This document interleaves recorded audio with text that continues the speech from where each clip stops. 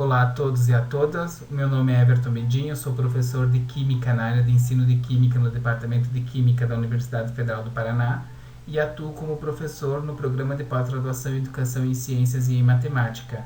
Dentre os meus orientandos, 2 são de iniciação científica, o Eduardo Bello e o William Patrick, que são autores desse trabalho. A metodologia de Kumbhá como um movimento de formação e autoformação docente. A natureza desta pesquisa, ela basicamente deriva de questionamentos que, embora pareçam precoces, eles advêm de estudos teóricos qualitativos e quantitativos relacionados à pesquisa e a experiências de formação docente na educação básica, com ênfase na metodologia de Kumbhá.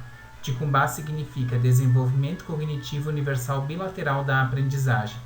A de Kumbhá ela tem enfatizado a qualificação docente interdisciplinar, a ideia da formação do professor com ênfase no conteúdo da sua própria disciplina, porque ela proporciona aos professores a visão do ensino por uma perspectiva mais abrangente, identificando-o como um movimento de formação e autoformação. Assim, neste texto especificamente, nós objetivamos apresentar resultados de uma investigação sobre os limites e as potencialidades da metodologia de Kumbhá na formação e na autoformação docente. A de Kumbhá ela tem se tornado uma aliada à formação docente, pois ela tem solidificado as práticas de ensino a partir de ações que direcionam o movimento da sala de aula, a fim de que o professor ele possa tornar-se consciente do seu papel como pesquisador, no sentido de formar alunos com habilidades necessárias para enfrentar a complexidade e a diversidade das situações da vida pessoal e profissional. Nesta imagem eu trago a relação dos passos da metodologia de Kumbhá, que encontra-se em forma espiral, no sentido de que a de Kumbhá ela trabalha com a pesquisa como um princípio pedagógico e, em consequência disso, ela pressupõe o aprender pela pesquisa centrada no aluno, ou seja, o aluno determina um tema que seja do seu interesse e, a partir deste tema, ele desenvolve um movimento dialético de pesquisa, de argumentação, de construção de hipóteses, de resolução de problemas e de formação de conhecimento, e que o professor só vai desenvolver o conteúdo científico a partir do tema de pesquisa do aluno. A imagem ela apresenta 5 etapas, 5 passos, que descreve basicamente a ideia da metodologia de Kumbhá, mas que a metodologia de Kumbhá ela não apresenta um roteiro, né? Os autores eles apenas salientam que é interessante que inicie com uma pesquisa e finalize com o conteúdo científico. Bem, o passo inicial da metodologia de Kumbhá é que o aluno possa escolher um tema e, a partir desse tema, ele fazer uma pesquisa universal. E essa pesquisa universal ela pode ser de forma aprofundada ou superficial, mas que tem a característica de ser da curiosidade, do interesse do aluno. Posteriormente, o professor, com o seu saber profissional, ele vai acabar direcionando e orientando o aluno na resolução desta pesquisa, a qual o aluno vai acabar socializando em sala de aula para os demais colegas, e nessa socialização o professor, com o seu saber curricular, o saber do conteúdo científico, da organização hierárquica desse saber, ele vai conseguir fazer apontamentos químicos, que pode ser feito por meio de problematizações, de questionamentos sobre a socialização do tema do aluno. Essas perguntas, esses questionamentos que o professor faz, na verdade, eles são indícios para aguçar no aluno o interesse de tentar resolvê-los, já que são perguntas, questionamentos que abordam tanto o conteúdo científico quanto o tema da realidade do aluno. E é nesse sentido que o aluno acaba realizando uma nova pesquisa, mas agora de caráter científico, justamente para tentar sanar, né, os questionamentos que o professor fez. Posteriormente, o aluno ele acaba apresentando essas pesquisas em salas de aula, e o professor, com o seu saber experiencial ao longo da sua prática pedagógica, ele vai acabar ressignificando os conceitos ou até mesmo os conteúdos que o aluno trouxer com a sua fala. Posteriormente a isso, o professor, com o seu saber pedagógico, didático, enfim, relacionado às diferentes metodologias de ensino, ele vai acabar introduzindo o conteúdo científico. Mas essa introdução do conhecimento científico só vai ser dada a partir daquilo que o aluno trouxe.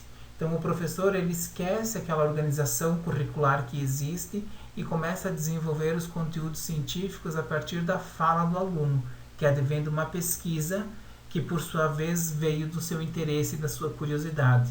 Por isso que se diz que a pesquisa na Dikumbá centra-se no aluno. É ele quem decide o que vai estudar, justamente porque o professor só desenvolve os conteúdos que estão atrelados à pesquisa do aluno. Bem, nesta figura, a gente traz então a ideia de que a Dikumbá ela se relaciona com a formação e a autoformação do professor. E estas se relacionam com os saberes interdisciplinares de tal forma que o professor ele acaba se percebendo como um agente mobilizador do conhecimento científico, assim como um sujeito que possibilita o desenvolvimento dos processos de aprendizagem de forma mais significativa e centrada no aluno como pessoa. Isto é evidenciado quando, em relação à formação docente e os saberes interdisciplinares, o professor ele compreende que ele necessita se aperfeiçoar, ele necessita de uma formação continuada, ele necessita munir-se de conhecimentos da vivência do aluno em relação à ciência que ministra. Ainda nesta relação entre os saberes interdisciplinares, a formação e a autoformação, nós conseguimos perceber uma relação intradisciplinar com a autoformação. E é neste ponto que a gente evidencia que o professor é uma pessoa. O professor, apesar de ter uma profissão, ele também atua como uma pessoa, como um ser humano. E aí ele acaba, a partir das suas competências e das atitudes, conseguindo gestar todo o seu tempo, a sua prática pedagógica e a forma de aprendizagem do aluno. Uma vez que ele não se encontra apenas debruçado nos saberes do currículo, mas também no contexto vivencial do sujeito, naquilo que diz respeito à sua vivência. Assim, nós acreditamos que o encontro entre a formação e a autoformação docente, ele acaba sendo enriquecido por um docente capaz de moldar o currículo e também contextualizar os saberes interdisciplinares, considerando toda a vivência do aluno, para que ele possa, então, pensar no desenvolvimento do conteúdo científico. Isto possibilita ao aluno a construção de um conhecimento científico mais abrangente e específico, e também é um conhecimento científico, enfim, um saber que vai permear toda a sua realidade a partir de uma perspectiva científica. E é neste ponto que nós conseguimos evidenciar a formação e a autoformação do professor por meio da metodologia Dikumbá, porque o professor, naquele movimento em espiral da metodologia Dikumbá, que exige que o professor usufrua dos seus conhecimentos curriculares, profissionais, experienciais, didáticos, enfim, e que entenda a cultura do aluno, no momento em que o professor está gestando aquela sala de aula com aquela metodologia, ele está se autoformando enquanto pessoa, enquanto profissional, enquanto cidadão. Bem, considerando o aporte teórico, nós trouxemos então a metodologia da pesquisa. A pesquisa ela foi realizada com 3 professores de Química, os 3 professores de escolas diferentes do estado do Rio Grande do Sul, no Brasil, e os dados eles foram coletados então por meio de um questionário aberto. Esses professores eles já haviam desenvolvido atividades à luz da metodologia Dikumbá e foram instigados então a pensar sobre as possibilidades e as impossibilidades da metodologia na formação e na autoformação deles. Os dados eles foram analisados por meio da análise textual discursiva, emergindo pequenas categorias a partir dos metatextos emergidos na fala dos sujeitos. A pesquisa ela acabou se enquadrando numa pesquisa qualitativa de viés interpretativo, porque a partir da análise textual discursiva nós buscamos então interpretar as categorias que demonstraram a visão dos professores. Por fim, é necessário lembrar que a construção e a reconstrução das concepções em relação às limitações e às potencialidades do uso da metodologia Dikumbá para qualificar tanto a formação quanto a autoformação do professor, nos resultados da discussão, elas foram enriquecidas com uma discussão em cima de teóricos da área. Para ilustrar, então, os resultados de discussão, apesar de haver 3 professores que participaram da pesquisa, nós trouxemos os excertos apenas de um. Ele diz o seguinte sobre as possibilidades e as limitações da metodologia Dikumbá.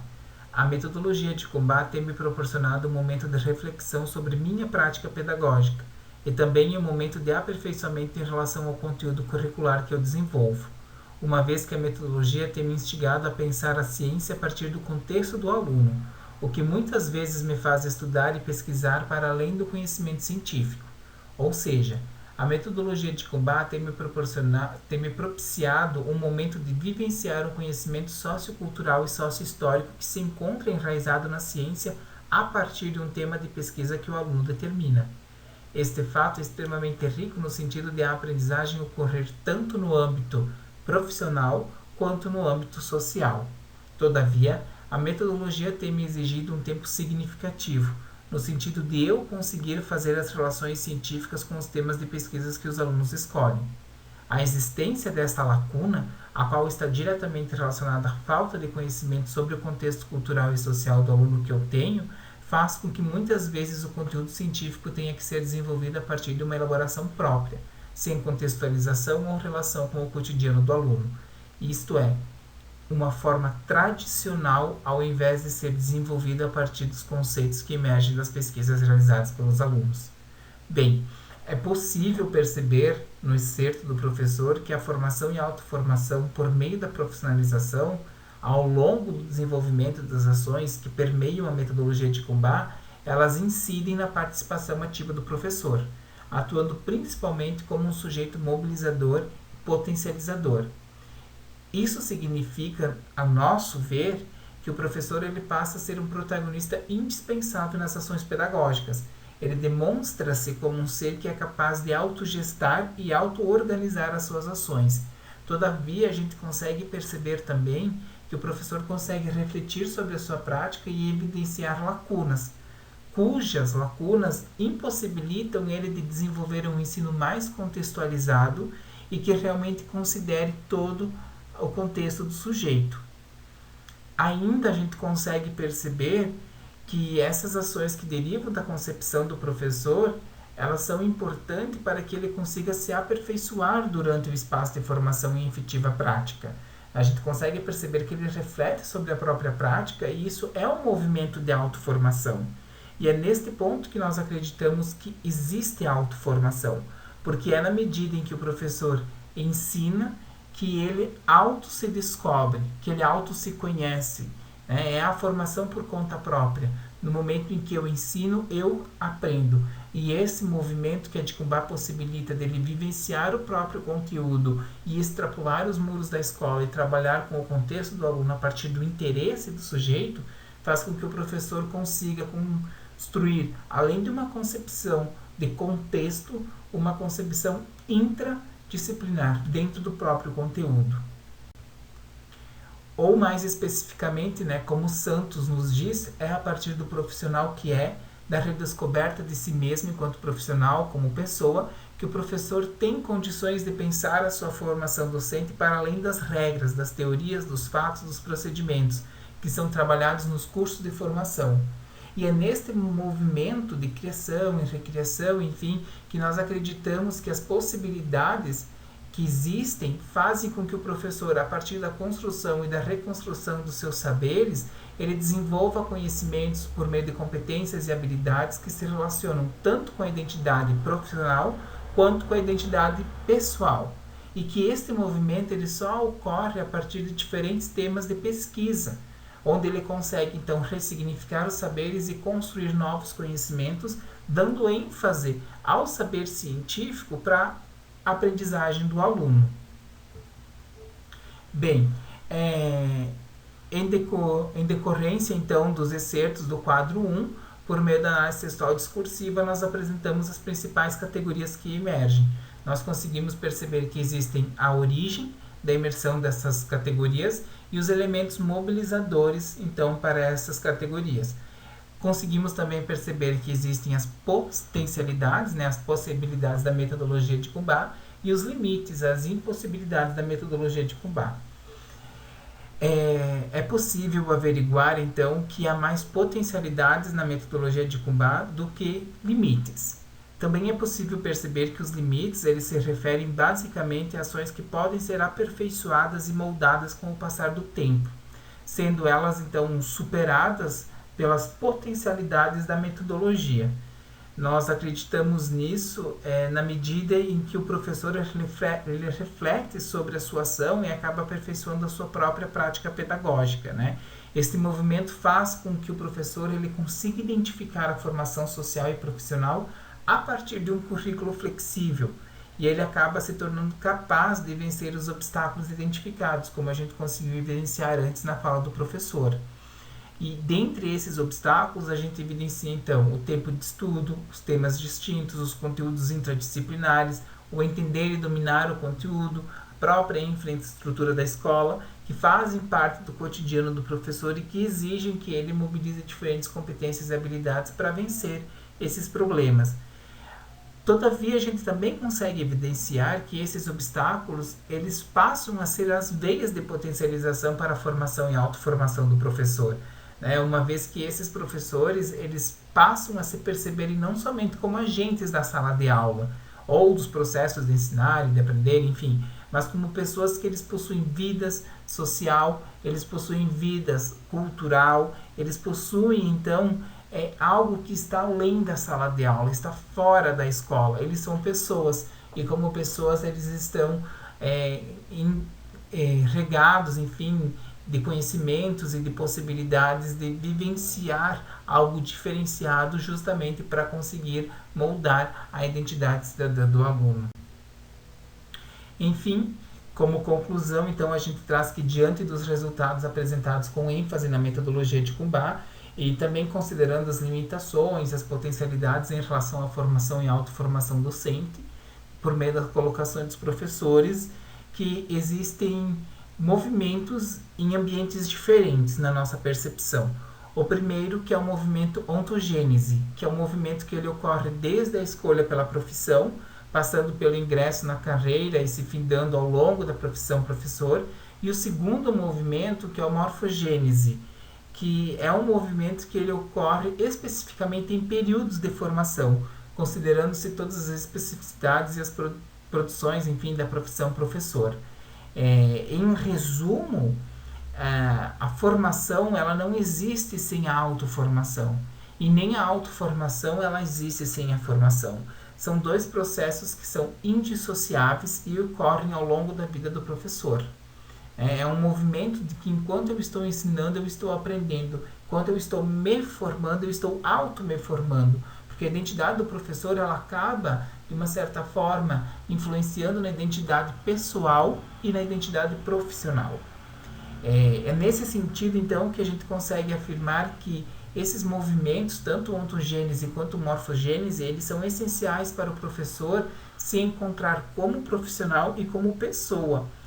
Bem como entender a interferência, como eu havia dito anteriormente, de uma identidade na outra. O quanto eu, professor profissional, posso interferir no eu, professor pessoa. Não há separação, são movimentos indissociáveis. Em síntese, a gente traz uma passagem do nosso texto que diz: acredite-se que a de Kumbá foi uma mola propulsora para que os professores percebessem as dificuldades e as limitações encontradas dentro das próprias ações, bem como relacioná-las a questões de conhecimentos contextualizados. É nesse sentido que a gente acredita que a de Kumbá ela vem para potencializar a formação do professor e, ao mesmo tempo, demonstrar indícios de que é possível refletir, de que é possível pensar sobre as ações e então se autoformar. Aqui tem algumas referências dos nossos utilizados no nosso trabalho e nós estamos à disposição para quaisquer dúvidas. Muito obrigado.